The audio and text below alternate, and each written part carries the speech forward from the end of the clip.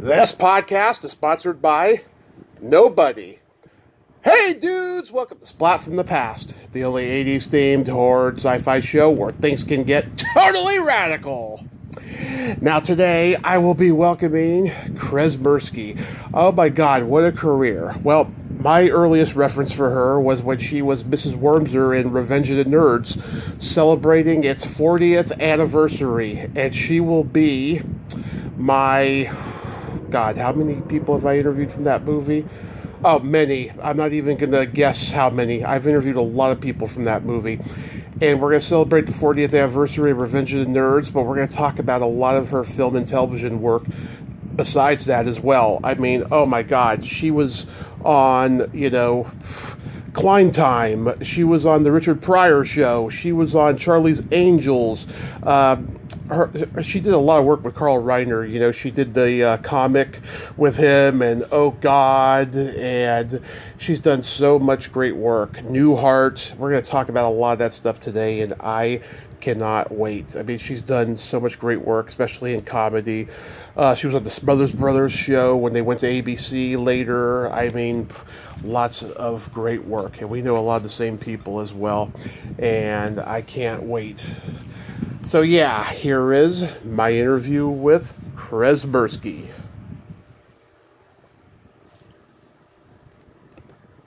Hey Kres, welcome to the show. How are you today? I am okay. I'm pretty well, thank you. How about yourself? I am fantastic. I can't tell you what a great honor this is. Thank you so much for taking the time today. Oh, you're so welcome. Thank you for asking me. I appreciate it. Flattering. Absolutely. Yeah. So, going back in time, did you gravitate toward acting early on in your childhood? I did, actually. I think it was around the age of 13 or 14. Mm-hmm. I became completely enthralled and committed to it. I took a little summer acting class at a local park. And just, that was it. I went, okay, this is what I'm doing with my life. Yeah. Yeah, so you got involved with school plays and community theater and all of that? Absolutely, all of that, yeah. From then on, it was like, I've got to get in a play. Yeah, so, from that time onward, it was all about that. Yeah. You're born in Pittsburgh, raised in L.A.? Yeah. Yes, my whole family's from Pittsburgh, but we came out when I was really young. I was like just turning 5, and I've really lived in Southern California. I haven't really lived anywhere else. I've been other places, but I've never lived anywhere but Southern California, Long Beach, and LA. That's it. Were you named after the Kres and Woolworth Company? No, well, actually, I named myself after them. Oh. My real name is Christine. Christine. And when I was around the time I wanted to be an actress, which was like, I think around 13, I was downtown in Long Beach, and I saw Kres's department store. Yeah. And I saw the name, and I went, oh, my God, that's so much more interesting than Kres. That's going to be my name from now on, Kres. Of course, I just used one S. I think there were 2 S's on that department store. I think they're still around somewhere. Someone told me somewhere there's some of them up. Maybe not. But, and then I went home and I said, told my family, my name is Kres now. So, and they went, okay. All right, whatever. So, yeah, that's where the name came from. I wish I was kind of a descendant from that line. I kind of felt there. Yeah, my birthday is June 6th. Oh, really? Oh, mine's June 4th. Oh. Okay. Oh, you poor thing. Oh, why? What do you mean? We're complicated Geminis. Yeah, Gemini. I think so. Yeah. We turn everybody's world topsy-turvy. Yeah, there's a lot going on, for sure. Yeah. You attended Beverly Hills High? I did. I went to Beverly Hills High. And I always have to qualify that. I feel it's like an imperative that I have to say I wasn't one of the rich kids. Yeah. You know, because there was a whole bunch of rich kids there. And I was sort of one of, you know, this little group who were not wealthy kids. Most of the kids were wealthy. It was really, really kind of interesting to sort of step into that kind of social strata, you know, if you will. Right. And it just came from a regular neighborhood, which we, you know, that family was sort of middle class. I know so many who went there at that time. Carol White. Yes, of course. Yeah, she was in the drama department with me. We were in plays together. Lynn Stewart, Kathy Fields, Joanna Gleason. Yes, absolutely. All of them. I think Joanna's a couple years younger than me, I think. Something like that.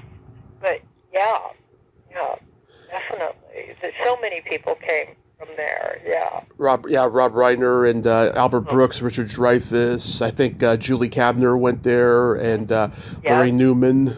Yeah. Yeah. And I think later, you know, a younger crowd, Lenny Kravitz went to Beverly High. Yeah, Pauly Shore. Oh, really? David Schwimmer. Oh, really? Oh, yeah. Gosh, yeah. There's a Beverly Hills High podcast. Oh, really? I don't know what year the host graduated. I imagine the early 90s, because they're not too far off from my age. And they have actors on there who went to Beverly, and like Carol's been on there, and some of the other people I've mentioned. Oh, yeah. Great. Oh, that's wonderful.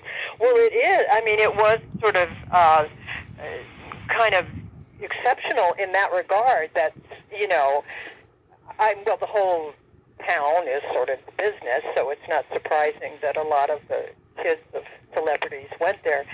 But, you know, a lot of talent emerged from there and went on to be very successful. Oh, absolutely. Yeah. And it was a great, I mean, and it was an outstanding drama department. Outstanding. You know, there was a reason, too, that we all got to, you know, develop ourselves, because the drama department there was a couple teachers, but when I got there, and he was there for a long time, was a man named John Ingle. And he was just, everybody talks about him, that he was just remarkable. And we all felt like he helped us into the business, because he treated us like such professionals and with respect, and it was great, you know. So it was interesting for sure. Yeah. I always have to say, no, I wasn't, you know, I need to, like, qualify myself or something. Yeah. I wasn't one of the rich kids. But the kids were very nice, you know. When I discovered, like, these rich kids, you know, and there were not just show business, there were other kids with a lot of wealth from other businesses and so forth. They were all really nice kids. I never felt there was a snobbishness about them. I don't know what it's like now. But oh, my generation, it was terrible. Really? What generation? I didn't participate, you know, very much in school plays because of it, you know, because they were just so awful. There were a couple of kids who were good to me, but mostly they were just very cliquey and shallow. Oh, did you go to Beverly also? No, I went to San Mateo High School. Oh, I see. Okay. Yeah, no, oh, well, I'm sorry that was your experience, you know. But it wasn't there. That was something I realized, that the kids were quite, I think they were so used to being rich kids that it was like, you know, it was just, they're normal. And they were I felt I did not feel shunned in any way, because I didn't have, you know, sort of material stuff they had. No, not at all. So after high school, did you go to college? I did not. You know, I would have loved to, and I tried to, but just my personal family situation did not allow for that. And I was sort of out on my own, young, and, you know, younger than most of my contemporaries, were sort of much more sheltered and off to college in a much more normal way, and I didn't have that experience. So I was really kind of out in the world trying, like, holding down all these little funky jobs and going to acting classes and, joining this one theater group that was really wonderful and enabled me to, really develop myself and be in things and be seen and so forth. So, it would have been wonderful if I could have, but, I was able to kind of forge a path that I needed to forge for myself. Yeah. So, did you do any improv or stand-up comedy? Not in any serious way. I mean, I've done improv because every actor does that, in classes and whatnot. But no, I never really pursued improv, which is great fun. It's wonderful. Or stand-up. I mean, although a lot of what I write also. I write a lot of stuff that I do. I have a show that I am now about to next month start a tour with that I wrote about Einstein's secretary. Oh. and it's comedic. There's a lot of, it has a lot of comedy in it. So and other things I've written, I do have that bent for sure to it. Yeah. Your first TV credit listed on IMDb is The Virginian. Oh my God, yeah. The Virginian, yeah. That was like 1998 or 9 or something crazy, yeah. I was, I think, a bar girl or something. Yeah. And that job came from a friend whose father was a television director. And, his daughter wasn't an actress, but she was in the drama department, but she wasn't, really thinking of pursuing it. But he would come and see plays, and he thought I was very good. So he cast me in a number of things that he directed, which was nice. I think Ironside and a couple different Ironsides I did that he had directed, and The Virginian. I was James Drury's last interview 2 weeks before he passed. Who is that? Who's? James Drury, the star of The Virginian. Oh, God, I forgot. Really? Oh, my goodness. Wow. Who else starred in that? Was it? Jeanette Nolan, Doug McClure, Clu Gallagher. Yeah. God, yeah. Those were the days, right? All these old, they were such staples of television, Oh, yeah. I think about 12 years that show was on. I know. There was all of those shows. Bonanza, oh, God. Yeah. All of them. They were just, so successful. I guess there still are. Westerns are still popular, Oh, yeah. They always will be. Yeah. But then they were like, absolutely kind of staples of television in those years. So many of them. God, movies and then the TV shows. I mean, they were cranking them out until at least the mid-'70s, and then they just became a special thing. If a director had a box office hit, he's like, I'm going to make a Western next. I know. It's fascinating, isn't it? Yeah. It's interesting. Yeah, there was like Have Gun Will Travel, which was great. I remember that one. Richard Boone, yeah. Gunsmoke, was huge. And, God, now I'm going blank. But, there's so many of them. Yeah. Yeah. Amazing. The first time you worked with Carl Reiner is on the comic. Yeah. And I just had a little part on that, and, but he's wonderful. He's a wonderful man. Wonderful person, wonderful to work with, and then with his son Rob, I did a couple things. Rob, oh yeah, he directed this. I actually was trying to get in touch with him recently because I'd love to kind of have it, for myself. He did a show called The TV Show. Yes. Yeah. The first time Spinal Tap was ever seen. Yeah. And, so many incredible people were part of that. And I was like he hired me to be kind of a skit player, with all these folks, wonderful folks like Christopher Guest and Harry Shearer. And Tom Leopold. oh, God, yeah. Oh, my God, yeah. So, and it was fun. Yeah, it was, and there was a whole era there of, of course, the variety shows were very big. Oh, huge. And they're all terrible. I've seen them all on YouTube. Yeah. I mean, some of it's interesting to look back at them now because some of them were like, oh, really? But some of the stuff really stands out. I was hired again as a skit player on Robert Klein, the comedian. Oh, you're my second guest from that show. Guess who the first one was? Who was? Hillary Bean. Oh, Hillary. Oh, my gosh. Lovely Hillary. Yeah. Absolutely. She's wonderful. Yeah, there were 4 of us hired. There was Hillary, this wonderful character actor, Gaylord Sartain. Wonderful. And then myself, and just this fella named Michael Keaton. Yep. And Michael Keaton, and he had just come out, I think he was from Pittsburgh. Yes. Yeah. Yes. And so it was just the 4 of us were the skit players, and then they'd have guest stars, and then Robert, of course, would be part of it all.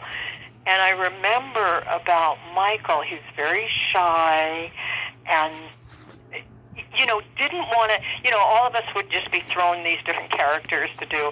And he was very reluctant to, he would kind of say maybe, he didn't want to do a bunch of characters. He didn't feel up to it. He had a couple characters he liked to do that were very funny, and it would kind of focus on that. And I remember Hillary and I think it was Hillary and I thinking, gosh, he's not going to do well in this business if he doesn't, push himself a little bit, right? I remember, he was such a sweet fella and very shy, and we thought, God, he really needs to kind of get out there a little bit more, and, otherwise, he's not going to have a chance. And yeah. I guess we were wrong about that, right? Yeah. But back to the comic, though. I mean, you play like a bathing beauty. Were you naked? No, I was not naked, thankfully. It was this story starring Dick Van Dyke and Michelle Lee, I believe. Yes.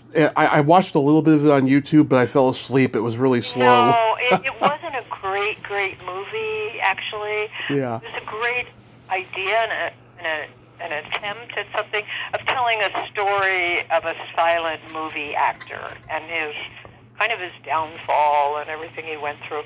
So I was like one of the bathing beauties in a scene, a scene that he was, from one of his old movies. That's the part I had. Yeah. Yeah, I first found out about this movie. Gilbert Gottfried, I think, talked about it with Carl Reiner on his podcast years ago. And I didn't even know it existed. I was like, wow. Yeah, no, it kind of didn't. I don't think it did real well. Other things he did very well, but that one kind of didn't quite hit it, Mm-hmm. So, but... Then you did a hippie action movie called The Peace Killers. Oh my God, that was a whole genre for a while too. Oh yeah, there was a genre of these motorcycle movies. Oh, there's many of those, many. God, it was like a thing, and this was one of them. And then I did another one with some Playmate, she starred in it, and I was sort of a villain in it. And it was like this motorcycle thing again. Was that the Unholy Rollers? Oh, God, no. Maybe that was it. Maybe. Yeah, Scorsese was the editor on that one. You're kidding. No. Oh, my God. That's wild. Well, and then there were others that I wasn't in. I was in those too, but I think there was a bunch of, they were making those. I guess that was, and it always had to do with hippies and motorcycle gangs, Oh yeah, I mean the Wild Angels, the Born Losers, the Savage Seven. Oh my God. Lots of them. Yeah, Satan Sadists. Lots of them. And the irony of irony, the Peace Killers had Gary Morgan, who I've interviewed, and he was Rob Petrie's first son when Carl did the pilot where he was Rob Petrie. Oh, really? Yeah. God, that's wild. That's wild. And also one of the producers on it, his name was Jack O'Brien, became a huge Broadway director. You know, he may still be directing, but like did some of the biggest shows on Broadway, you know, and here he was, you know, back in the day, you know, just, you know, doing this kind of crazy stuff, you know. Yeah. You know. So it's very interesting. That was an interesting experience, kind of weird, and yeah. Now, when you were on Emergency, did you ever deal with Jack Webb? Oh, God, was he the producer on that? Or? Of course, yeah. See, I did. Oh my God, I should know this. No, I don't remember that. It's possible I may have met him. It's possible, you know. I mean, because you go in and audition for these things, and sometimes the producer. But I don't remember that. Oh my God, that's yeah.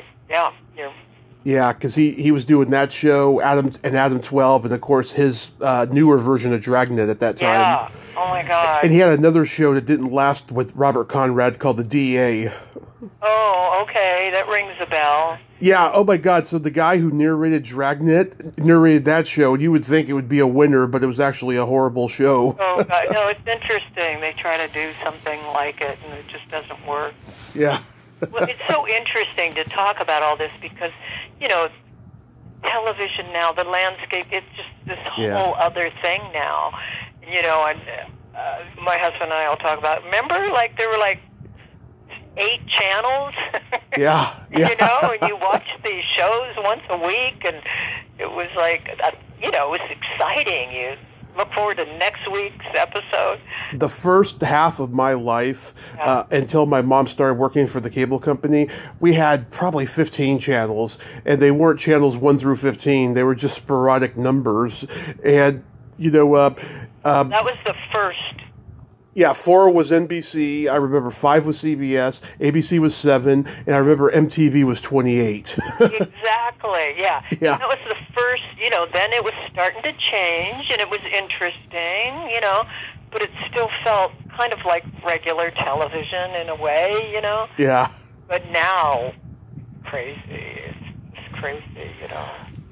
Those episodes of Ironside, did you have a good experience working with Raymond Burr? I did. I really did. You know, he was, what can I say? I mean, he kept his distance, you know. I mean, he was, you know, he didn't, like, you know, fraternize with all the day players or anything of that sort. But he was very, very cordial and respectful. And I just found it fascinating. I don't think it's a secret at all. He didn't learn his lines ever, and it was all on teleprompters. Yeah. all around him. There, at least 3 teleprompters, you know, would have the lines all written. And it's kind of amazing because if you watch it, he does it so well. Yeah. You know, he's just like great at it, you know. And no, he would always be gosh, he does a good job. Retakes, yeah. You know, because I always found, I think there was some show, I was a hit player on the Smothers Brothers Second. Oh, I was going to bring that up, because we just lost Tommy. Yeah, and and they, you know, they offered me cue cards, you know, if you want to read off them. And I just found it distracting to try to do that. I just couldn't concentrate, you know, I guess, you know, actors can do that, but for me, I just had to learn the lines because I couldn't read and then try to act. You know, I just found it hard to do that. So, and that was interesting. They were challenging, you know, they were very demanding. Yeah. Especially Tommy, very demanding fella. Yeah. And all business, you know what I mean? Yeah. You know, it wasn't, you know, and there were like 3 or 4 of us again that were hired to be the skit players. And he was not, he did not extend himself too much to any of us, you know. Yeah. And was, I remember him, you know, very demanding on set, you know, very, you know, maybe you could call it controlling, whatever you want. He didn't suffer fools. Exactly. You know, he just wanted things, you know, of course his persona was so, you know, endearing and you know, a little fumbling, but not professionally, not in person. You know, he was very exacting and. Yeah, when he died recently, yeah, I talked about how, you know, I just admire how their show at CBS got canceled because they were not willing to compromise all the countercultural stuff that they were doing and all the edgy kind of humor, you know. And, you know, they said that blacklisted them. And then someone tried to correct me and say, yeah, but they did an ABC show a few years later. I'm like, yeah, but who remembers that one, you know? Exactly. And fortunately, you know, who knows, right, why that it didn't work, you know? It could have been the writing, you know, it's just those moments in time, right? You know, something like lightning in a bottle, you know, whatever, but I know it didn't. I think there were only did 3 or 4 of them, I believe, yeah. And I went on YouTube and I saw your episode of the new Dick Van Dyke Show, and in it, you're screaming at him, and he's pretending to be narcoleptic. I am? Oh my God, I don't even remember that. Yeah, you're like screaming at him in a very feministic kind of a way, and he's just snoring. Oh my gosh!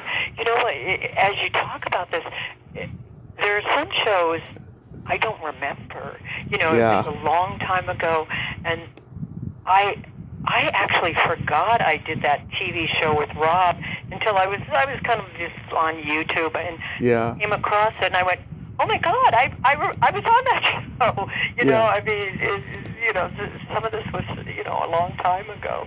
Oh, yeah. And I thank God, because I'll tell you, when I first started the podcast, there was a lot of stuff I couldn't find on YouTube. And in the last few years, I have found a lot of stuff. So I have a lot more frame of reference for stuff I'm not too familiar with now. But at the time, I was just like, I felt so bad that I couldn't, like, ask anything specific. But, yeah, I mean, I love that a lot of the stuff has come back in that capacity. Yeah, you did that roller derby episode of Charlie's Angels, and everybody I talked to says they were disappointed by their experience on that show because the girls were not very nice. What was your experience like? I found them perfectly fine. You know, perfectly fine. I didn't have a good experience on that because of the director. He was kind of a tyrant. Oh, yeah? Yeah, not to them, of course, you know, but to all the other day players. He was just a difficult personality and, you know, like a yeller and a screamer, you know, except when the gals would show up, and then he was very nice. They were nice, you know, again, you know, I think so often with these stars on the shows, you know, they're conserving themselves in a way, if you will, you know what I mean? So but they were, I mean, most of my stuff was with Farrah Fawcett. She was very sweet. I found her very sweet. Yeah, you know, it's funny. I thought your character had kind of a lesbian quality to her, and I thought maybe she had a crush on Farrah. Yeah, I know. She was kind of tough, yeah. And it's so funny. That episode seemed, I don't know, I mean, that was a very successful show. But that episode, people really seem to remember, because I get, like, fan mail, like, could you sign this picture? And they've got a picture of me as Bad Betty, you know. And so, you know, I find that funny, you know, it must have. Yeah, it is also, too, this was the first season, so yeah, maybe by season 2... Right, it was the first season, yeah. By season 2, they probably started getting the ego a little bit because Farrah was getting all the attention and they were just jealous, you know. So yeah, that's only natural that you had a good experience that first year.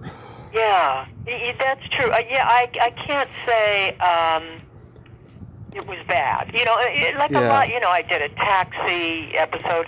Yeah. Again, you know, the experience with the stars was they were pleasant but distant. You know what I mean? I don't. The only one who was a little bit perhaps edgy was Tommy Smothers. Oh, yeah.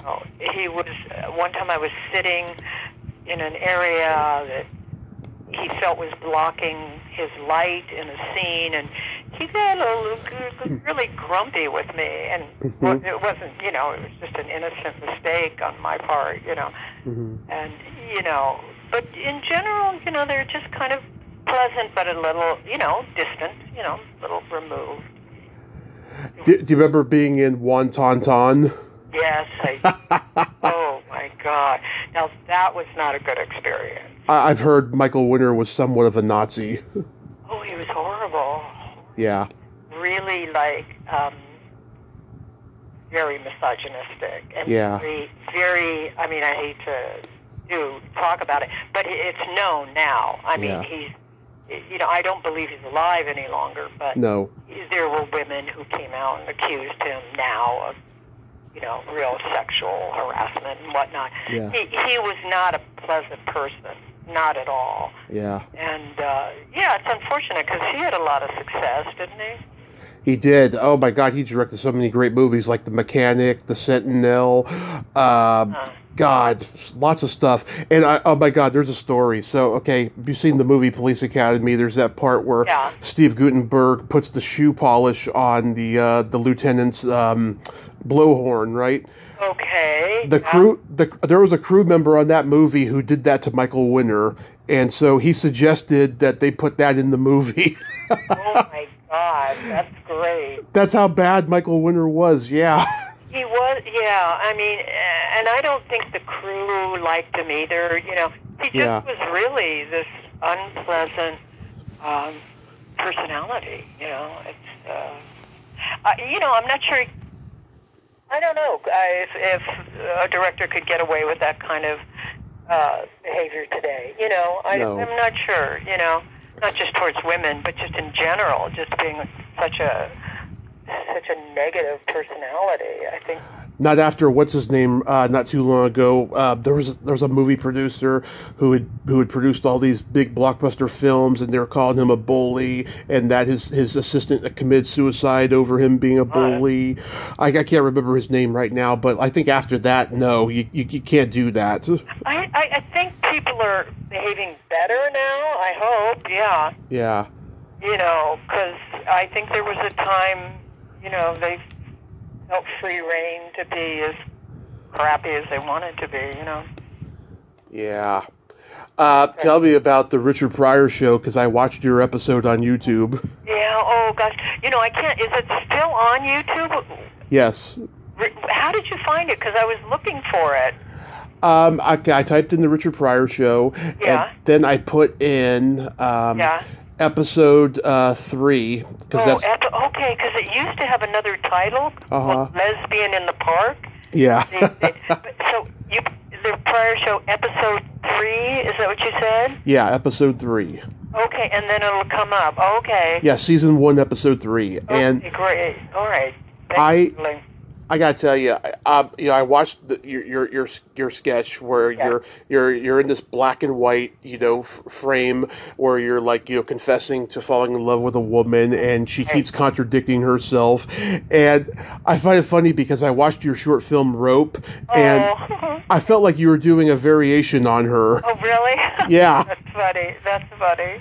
Oh, well, my experience on that was great. He was great. He was very friendly and open, and you know, always fighting with the studios. And that piece, in fact, the studio said, no, we're not airing that. It's not being aired, you know, because it was essentially, about a queer woman, which they didn't show that back then.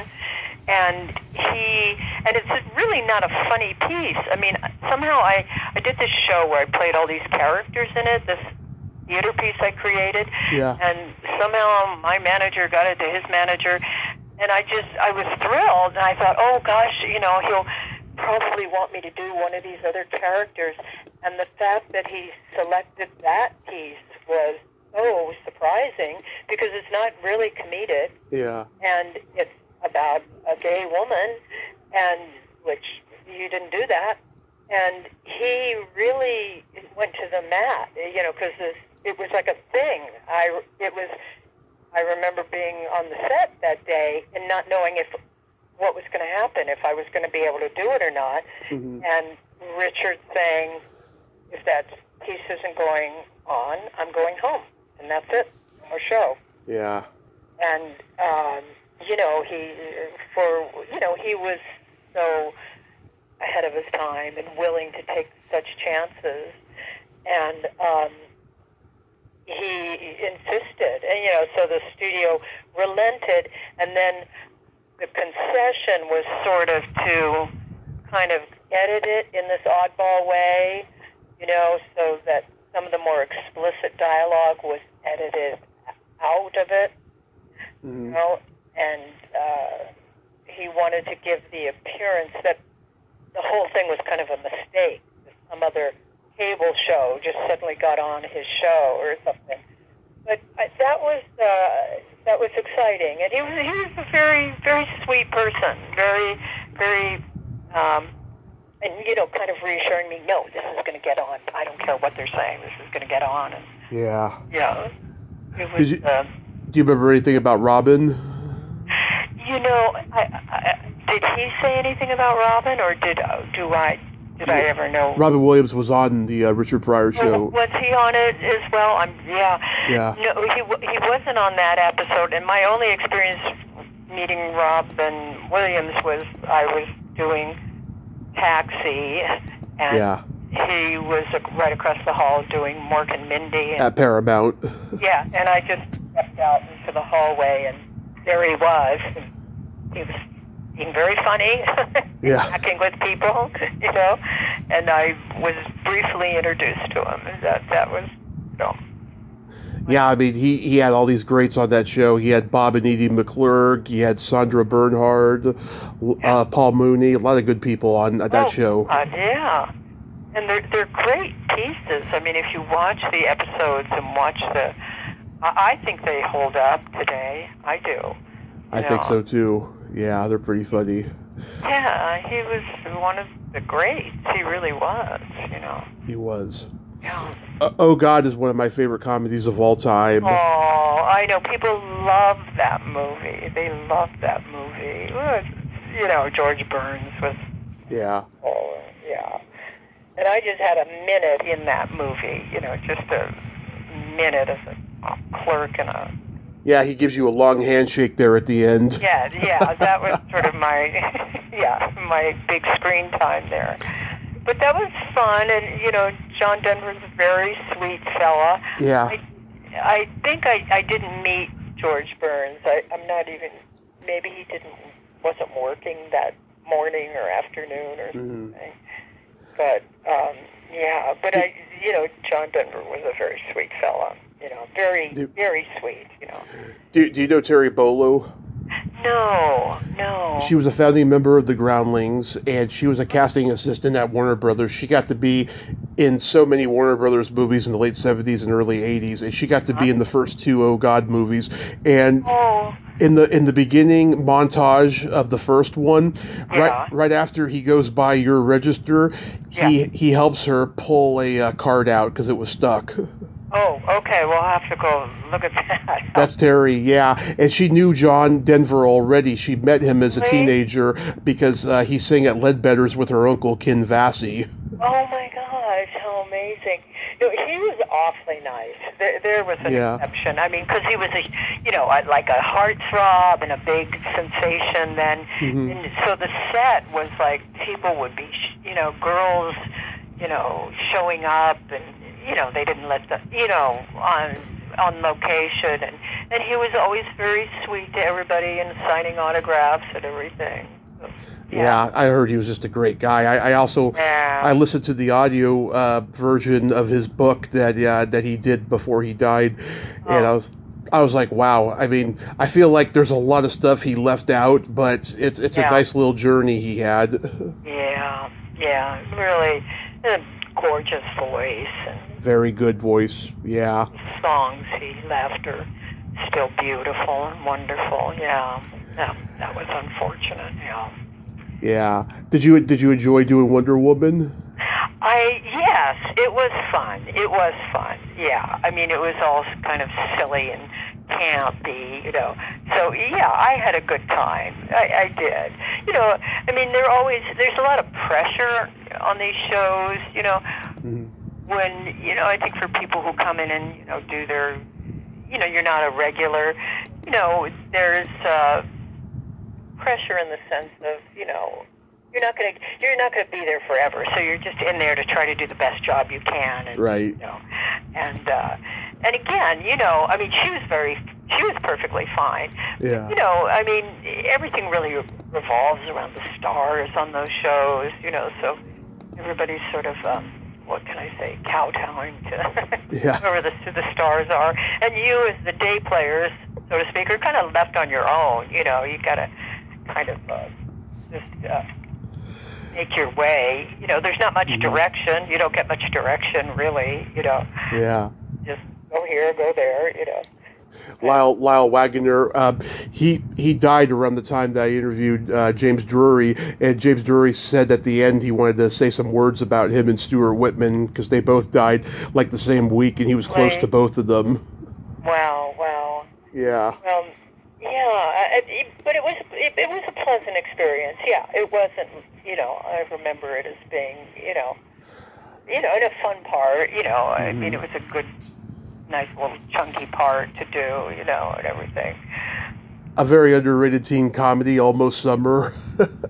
Oh God, yeah. Oh my God, that was so long ago. My goodness, well, you know all of. My God, you know all this stuff.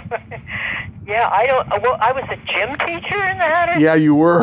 Okay, thank you for reminding me. Yeah. Oh my gosh. And it's Tim Matheson, Lee Purcell, Dee Conn, and Bruno Kirby. Yeah. And Martin Davidson, who directed The Lords of Flatbush and Eddie and the Cruisers. Oh my gosh. And he directed Hero at Large with John Ritter. Oh wow! And I think that film did. It got a lot of good reviews, didn't it? I mean, I think it got good. The critics seemed to like it. It probably did well cult-wise, and I think Matheson was just coming off of Animal House, so they probably went to see it for him, you know. Right, and Lee Purcell and I became friends. You know, we became, you know, good friends. I don't see her as, you know, that much anymore, but for a long time we were in this theater group together, Theater West, and we did, you know, worked on scenes together. She was, you know, a lovely person. Yeah. She did a ton of work. Yeah. How about Barney Miller? Oh God, that was really fun. That was fun, and they were all particularly nice. That was a group of actors who were very amiable and friendly, and not, you know, distant. As I said, in general, these stars would kind of keep their distance from the day players, not in a hostile way, but just, you know, I don't think week after week they can just become buddies with all these actors who are coming in and out. But they were a very nice bunch of people, those actors. You're really nice fellas, and yeah, that was fun to work on. It was fun. You and Richard Libertini play a couple. No, I know. Yeah, and he was a character. He was, Yeah, he was great in everything I saw him in. No, yeah. Him and Melinda Dillon were married. Really? Is that who she? That's right. And he recently died, or she recently died? She died about a year ago. He died. Right. He died sometime in the 2000s. Did he? Oh gosh, yeah. And he was a character. And what a character he was, you know. Yeah. Well, he's Italian, so.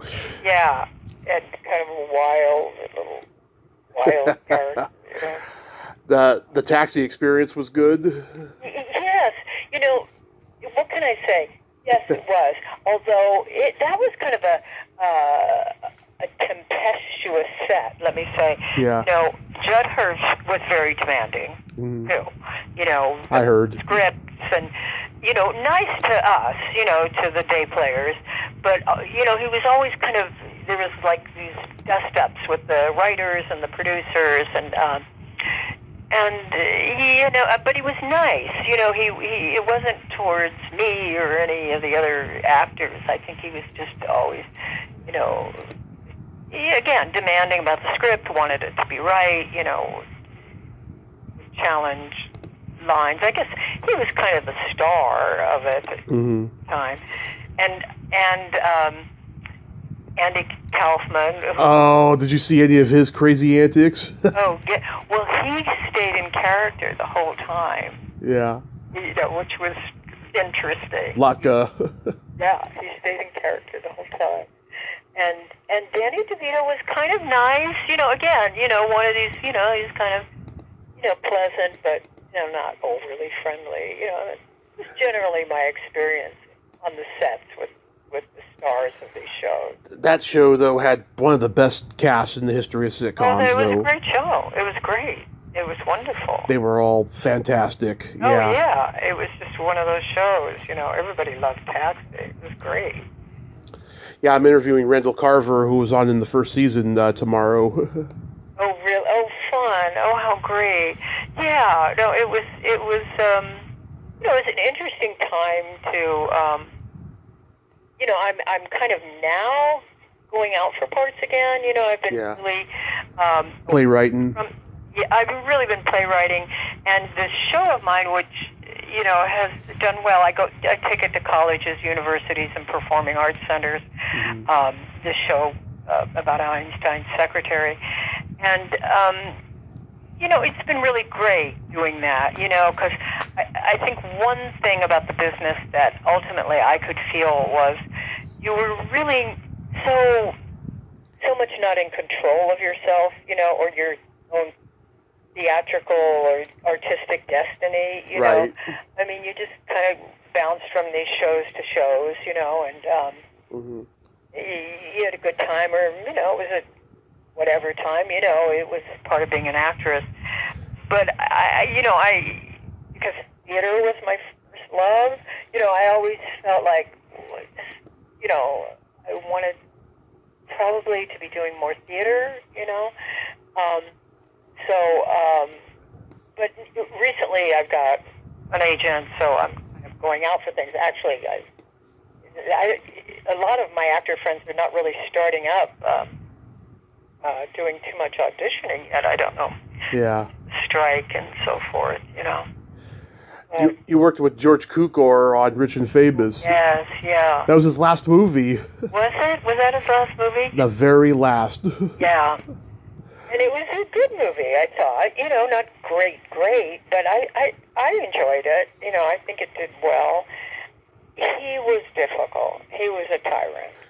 Oh, yeah, he got fired from Gone with the Wind because he told Vivian Leigh that she needed to change her hair, and that hurt her feelings. Oh, really? Yeah. He was a tyrant, and apparently always was, but would connect with the stars, and he, again, on that, he was, like, overly solicitous to Candice Bergen and Jacqueline Bisset, and then kind of mean to the rest of us. So it wasn't fun. And I think that the other actress that played this part, she was crying to her husband on the phone. I mean, it was that kind of a thing. But they were, I don't think Candice Bergen was in the scene I was in, but Jacqueline Bisset was quite lovely, just a very lovely person, very down to earth and friendly, Yeah. He directed one of my favorite movies of all time, The Philadelphia Story.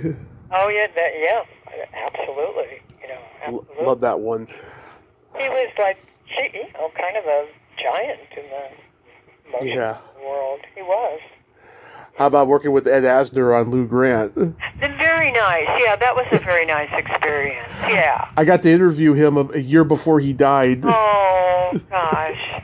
He was a great person, I think. And, Funny guy, too. Yeah. Yeah. Oh, yeah. Yeah, that was fun. Yeah, I forget. I don't even remember what I played on that, you know. You play a journalist. I saw this the other night. You play a journalist. Where did you find that? Again, are you finding this all on YouTube? Yeah, this one was on YouTube. You asked George Weiner a smart-ass question, and he gives you a smart-ass answer in front of the whole room. Oh, really? And, yeah. Where did you find?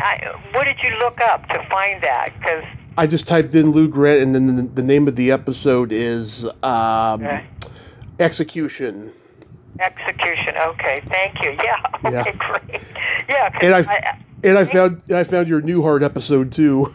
Oh gosh, yeah. That was his second show, right? The second one, yeah. Yeah, when he played, and he was very nice. He was a very nice guy, and that was yeah. Yeah, Steve Campman was in it. I've talked to him. Oh gosh. And my friend Terry that I told you about, she was actually Julia Duffy's stand-in on that show. Oh really? Yeah, she's a tiny little thing, tiny. Oh gosh! Oh my gosh! Well, that was, and I think it did pretty well, that show. I mean, it wasn't as successful as his first one, you know. I don't think, but you know, just as successful. Was it? Yeah. Well, you know, he was still alive, so you know, he's such a wonderful personality. You know, he's a wonderful comic, and his role delivery and everything was. My earliest memory of you, of course, is Revenge of the Nerds. How on earth did this role come to you? I am so curious to know. You know, sometimes, mostly you audition. I don't think I auditioned for that one. Yeah. And I don't even know who cast me or anything, but I, you know, got a call, there's a part, do you want to do this? So I thought, yeah, sure. And it seemed, well, it was a ridiculous hit, you know, and I remember being there doing it and thinking, this is just the worst thing. This is like gonna be like, you know, they're probably gonna ban it from the theaters or something. It just seemed so, you know, ridiculous, and it was a hit. It was a huge hit. Oh, huge, yeah. So funny, isn't it? You just don't know. Yeah, I've talked to so many people who were in it, and I've heard all the stories about the cocaine off hours and all the fun. I think there was a lot of partying going on. I mean, a lot. I remember, you know, I had a small party. I was there, like, they did it somewhere in Arizona. I was there 3 days or something. And I think I was invited. You know, hey, we're going here. You want to come? And, you know, I didn't. You know, I was, you know, no, thank you. You know, went back to my little hotel room. But, yeah, I think there was a lot of, I wasn't privy to it. But hearing that now, I'm not surprised because... Yeah, Julia Montgomery has given me the dirt, you know. John Goodman did so much, he punched a hole in the wall in the hotel room, you know, one of those cheap paintings on the wall. Oh, my God. He just went, pooh. Oh, my God, that's nuts, yeah. And that was sort of his first thing, in a way, wasn't it? Yeah, it was, I think, his second movie. He did one with Robin Williams before that called The Survivors. Okay, yeah. Yeah, I just thought, oh, this movie is like, oh my God, is this a joke? Yeah. And Andrew Cassis, who played your son there. Oh God. I've talked to him. Oh really? Oh my God. Yeah, he does voiceover stuff now. I don't know how much longer because of the AI thing, but yeah. Oh Lord, there you go. Right. But he was doing voiceover. Yeah, and how old was he? Was like. He was 12 and a half, maybe 13. Sweet guy, sweet little kid. He was a little kid, you know. Well, I got to tell you, when they did the sequel in 1987, they shot it up in Florida, and let's say the statute of limitations were different over there. Oh. So the boys took him out to lose his virginity, and they succeeded. Oh my God! Oh, that is hysterical. As his on-screen mom, I had to let you know this. Okay, yeah. Now I'll have to call him up. You know, say berate him or something, right? Yeah, but you have one of the funniest lines in there when you're like, "You will be with people your own age when you're older." Older, I know. That is a funny line. And again, I'll get like fan mail. Could you sign that? I'm thinking, wow, that film, people really remember that. It's so funny. Yeah, I just thought, that this is like, Yeah, I mean, other actresses of your ilk that I talked to who are in it, like Marianne Miller, like she has one little scene in the movie, and she's got so many people saying, "Hey, can you sign this and everything?" It was a huge hit, and I then later, funnily, I didn't become friends, but I became friends with this couple who the two writers and producers of it were good friends with them. So I kind of came to know them a little bit. I forget their names, who wrote it and produced it. Mm-hmm. I mean, anyway, so how many? They did like 3 of them, right? 4. 2 were TV movies, and they were actually, the first one was supposed to be a pilot for a new series, and they said, let's just do one more TV movie to end it all, and so they did that. How funny, yeah. And then they had a reality series with Robert Carradine and Kres Armstrong. That lasted a while. Oh, God, that I don't even remember, but... Yeah, King of the Nerds. It was on TBS Superstation from how funny. 12 to 15 or something like that. Oh, my God. Yeah, it was on a while. And I've met both those guys. They're very, very nice guys. Yeah, what are their names? What are they? Robert Carradine and Kres Armstrong. Yes, right. Yeah.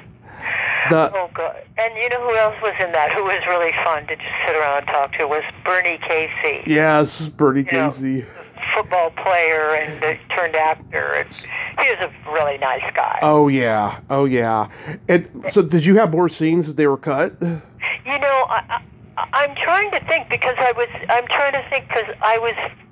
could have because I'm now thinking, why was I sitting?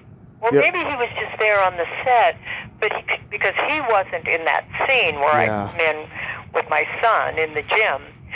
But I could have been. There could have been another scene because I remember sitting on the set with Bernie Casey, and he was just yakking about the NFL and all the drugs that were in the NFL. I don't know what it's like now, but his birthday was June 8th. Really? Oh my God! I remember all the Gemini birthdays. It's crazy. Oh, that's so interesting. And he was awfully nice. Yeah, really. Yeah. Fella. Yeah. So, you did 2 episodes of The Facts of Life. The Delicatessen episode, and then the Eleanor Roosevelt episode, which was very bold. And Paul Haggis wrote that episode. Are you kidding? Oh my God. No. Isn't that wild? Yeah. No, that was fun. I enjoyed working on those shows, and those girls were sweet. They were young kids, really, and that was a very pleasant experience doing that. Yeah, I'm a huge Facts of Life guy. That was like one of my favorite sitcoms when I was a kid. It was cute, and all their girls were really talented and sweet. And then later, earlier or later, Kim Field's mother was an actress, and I did a movie of the week with her and LeVar Burton. I forget, it was sort of about domestic abuse, I think it was. Yeah. First kind of things. But, that was I had fun on those, Say it elsewhere, you did an episode that Michael Richards was also in. Really? Yeah. See, like, I don't even... you're reminding me, I don't even remember what I played or what, Yeah, I couldn't find this one, but it was called Give the Boy a Hand, and you play a woman named Marie. Oh, yeah. Now that rings a bell, yeah. That was a great cast. Yeah, it was, yeah. They were like for dramatic series what Taxi was for sitcoms, Exactly, yeah. How about working with Angela Lansbury on Murder, She Wrote? She was lovely. I had like a bit part. I think I had a line. She was very gracious, just what you would imagine. Gracious and, lovely and, I mean, I had, as I said, a line I think I had. And she came up to me afterwards, thank you so much for being here today and bringing your talent. And I was like, really? I mean, she was a very lovely person. That's awesome. Yeah. So what was the moment that you were like, I want to focus on playwriting and not acting? Yeah, I think it was in kind of the late 80s, and I had begun to write, and I did a play that downtown the Mark Paper Forum did, and I felt, I had a son who was, I have a son who's now all grown up, but he was around 10 at the time, and I just felt like I wanted to write more, and that the business was just taking me away too much. You have to be, they want you there. If you have an audition, you kind of jump when they say jump, And I think I just wanted to focus on writing more. Yeah. And I just assumed I'd go back soon. I just went, well, I'll eventually go back. It's just going to be a few years. My son will get older, and I can really, be home more and write, And, it kind of extended itself. I wasn't too, as time went on, it wasn't like I was, the demands of the business, it's very demanding. It's very, as I say, it's not like the theater, you get to rehearse a play, you just show up, you have to be performance ready, you know what I mean? And there's pressure to that, there's pressure. I mean, it can be a lot of fun, but there's also, the pressure of that as well. And for a woman, always, you're never thin enough, that insanity that hopefully is changing. There was always this pressure about how do you look and are you thin enough? And I at a certain point, I couldn't stand that pressure anymore, feeling that. Right. That even though I was really a character actress, I wasn't like the ingenue leading ladies. I was always often cast as the character part. And right. You still would, this pressure was put on you, about how you looked and, if you're, maybe lose some more weight, just that incredible, crazy pressure, and I think at a certain point I really got tired of that, But now I'm older and I don't care about it anyway, So... Well, at least you're doing what you love, and you're coming back into the game of acting. Yeah. But you did one-woman shows. Are you still writing those? I mean, I know because COVID was nuts. This show is that I'm, next month we'll be in Arizona, and then I'm going to Nevada, and then I'm going to Minnesota and Kansas City. It is a solo show. Nice. It's a kind of a day in the life of Einstein as seen through the eyes of his secretary. And it's loosely based and then pretty much on the nose of the actual woman who was his secretary for 40 years. And, it's a great story. She was a real character and really managed his daily life, knew him better than anyone. So it's audiences seem to really enjoy it and appreciate it, which, of course, makes me feel really good. And then, I'm doing my own thing, And that's a whole world out there, outside of show business. These, performing arts centers, a lot of them are on college campuses and so forth. And there's a lot of acts out there, a lot of music, a lot of comedians, out. And people like myself, who've created something and, seems to be of interest to those places. Very different than show business. It's a really different world, much nicer, I have to say. Unfortunately, I don't want to hate to sound negative, but it's not quite as cutthroat, or if you will. A little more civilized, Yeah, absolutely. So it's been rewarding. It was fun to do the television stuff and the movie stuff, and that's why I kind of opened myself up to it again. The money's great, of course, and it builds up my pension, you know, so I'm interested in all that stuff. Yeah. You know. And there's great TV. There's always been great television, and still is, in films, absolutely, yeah. So real quick, we got to play my secret silly game.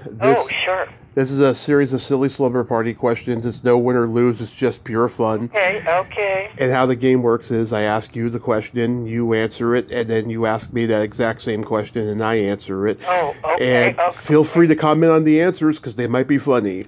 Oh, okay. Feel free. Okay, go ahead. Okay. Kres, are you ticklish? I am. And, yeah. Tommy, are you ticklish? Oh, yes. If you tickle me without warning, though, I might hit you in the groin. Oh, okay. All right. Thank you. Thank you for warning me. Is your belly button an innie or an outie? Oh, gosh. Yeah, kind of in between. In between? Oh, yeah. More out. Yeah. You know, medium. Yeah. How about yours? It is an innie. Oh, okay. What color are your toenails painted? Oh, now no color. No, Okay. No color. And your toenails are. Right now, they're not painted. They were up until a week ago. I had gold. I had gold sparkles for New Year's. Oh, fun! Oh, that sounds great. Before that, they were red, white, and green. Oh, nice. Yeah, for Christmas. Yeah, good for you. I love it. What would you say? Too much work for me. Yeah, it could be too much work. Yeah, it's like too much upkeep, you know, Yeah. The polish looking good. What would you say is your best personality trait? Oh, gosh. Curiosity. Mm-hmm. And yours? I have empathy and I have no filter. That's where my Gemini comes in. Okay, all right. And I think curiosity is Gemini, probably, right? Oh, yeah, I'm a very curious person. That's funny. If you could have anything named after you, what would it be? Oh, God, anything named after me, what would it be? A cat breed. Okay, the Mersky? Yeah, the Mersky or the Kres. Yeah, either one. Okay. And you? How about you? A vibrator. I'd call it the Tommy Chatsy. Oh, I like that. Okay. What would it be like? I mean, anything distinguish it from others? Or? I would have like different varieties, you know. Oh, okay. Well, you should work on that. You take it to Shark Tank or something like that. Maybe. Yeah, there you go. I would think about that. I would think about developing that. Yeah. And then my favorite question, is there a stinky smell that just makes you gag? Oh, God, a stinky smell that makes me gag. Let me think. Okay. Probably vomit. Yeah, that's a popular one. Yeah. And you? Either farts or feet. Oh, okay. Yeah, farts. Yeah, sure. Farts, yeah. And feet, depending, you know. Yeah. Some feet smell fine. Yeah, but Yeah. I hear you, yeah. How funny. I have a couple of jokes for you. Yeah. Yeah, you know the difference between a dildo and tofu? No. They are meat substitutes. That's good. That's very good. Thank you. I'm going to remember that. My husband loves jokes, so I'll tell him that one. Oh, he'll probably agree with this one. Yeah. What do you call a boy that doesn't masturbate? A boy that doesn't masturbate. I don't know. A liar. Ah, okay. There you go. That's good. and true. Yeah, and true. It is true, yeah. That's so funny. Oh, God. Kres, thank you so much for coming on today. No, it's been a pleasure. I really enjoyed it, and you jogged my memory about a lot of things. Thank you. That's what I do, you know, because I love this stuff, and you know, we live in this era where people are forgetting things, and I know, we gotta keep it alive. And those shows meant a lot to people. You know, there was real classics, you know, that meant a lot. So, no, thank you. It was a lot of fun. I appreciate it. Yes, you have yourself a great night, and be safe out there. All right. Take good care. Bye. Take good care. Happy New Year. Happy New Year. Bye-bye. Bye. Well, there you have it. Kres Mersky. Ain't she a sweetheart? Oh, what a great lady. Just fun, fancy-free. Loved her. She was so awesome. And sorry, I forgot to mention in the intro about her playwriting. It's like, midday, early evening. I occasionally brain fart, as I am only human. But at least we got to the core of that. Well, until next time, this is Tommy Throwback Kovac saying, there's no shame in living in the past, because the present sucks. Later, dudes!